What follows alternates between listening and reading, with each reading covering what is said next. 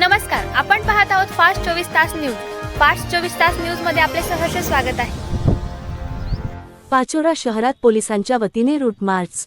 आगामी काळात येणाऱ्या सण उत्सवाच्या पार्श्वभूमीवर पाचोरा शहरातील कायदा व सुव्यवस्था अबाधित ठेवण्यासाठी 21 ऑगस्ट रोजी पाचोरा पोलिसांच्या वतीने शहरातील प्रमुख मार्गावरून रूट मार्च काढण्यात आला.